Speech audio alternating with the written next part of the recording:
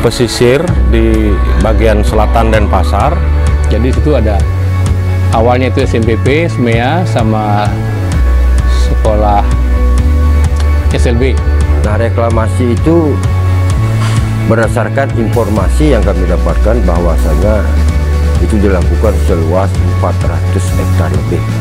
Itu di sebelah selatan dari Pulau Serangan. Katakanlah keberadaan dari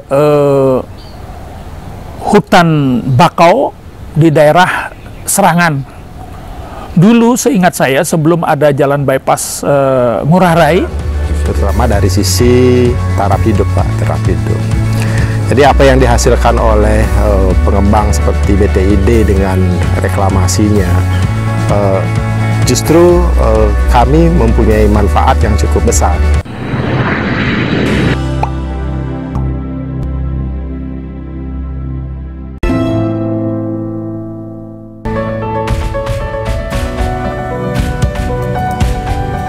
Pesisir di bagian selatan Denpasar yang merubah secara fundamental posisi geoekonomi wilayah selatan ini. Keputusan pemerintah pusat untuk mengembangkan Taman Hutan Raya Ngurah Rai menyebabkan banyak tambak dan ladang garam di wilayah pantai selatan ini, pesisir selatan Denpasar ini harus dikembalikan fungsinya menjadi hutan bakau. Tahun 74, Sesetan sama Sidakarya itu jadi satu, di bawah kepemimpinan kepala desanya waktu itu ayah saya sendiri, Pak Gedeni. Dulu namanya Sesetan Sidakarya.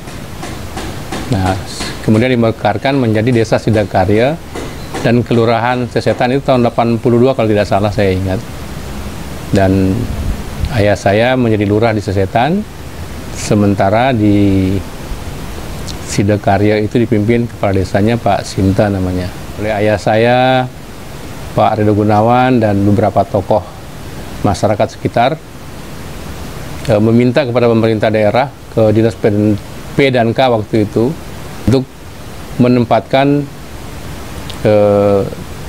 sekolah untuk Sidakarya. Jadi di situ ada awalnya itu SMPP, SMEA, sama sekolah SLB, Simpang Selus. Itu ada hal yang buat saya agak sedikit menyentak, karena dari utara ada tanda larangan untuk belok ke Jalan Tukat Yehbiu. Dari selatan juga begitu. Tapi dari Selus tidak ada tanda-tanda rambu-rambu untuk itu. Jadi orang nyelonong aja masuk ke situ. Kalau berbicara masalah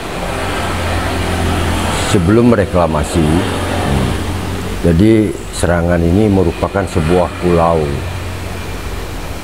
Serangan ini merupakan sebuah pulau yang sangat-sangat terisolir, di mana penduduk ketika itu sebagian besar adalah sebagai nelayan. Nah, reklamasi itu berdasarkan informasi yang kami dapatkan bahwasanya itu dilakukan seluas 400 hektar lebih. Itu di sebelah selatan dari Pulau Serangan. Setelah dilakukannya reklamasi, ya dilanjutkan dengan pembuatan jembatan untuk menghubungkan Pulau Serangan ini dengan Bali daratan. Dari situlah kelihatan masyarakat Serangan ini mulai ada satu perubahan yang signifikan.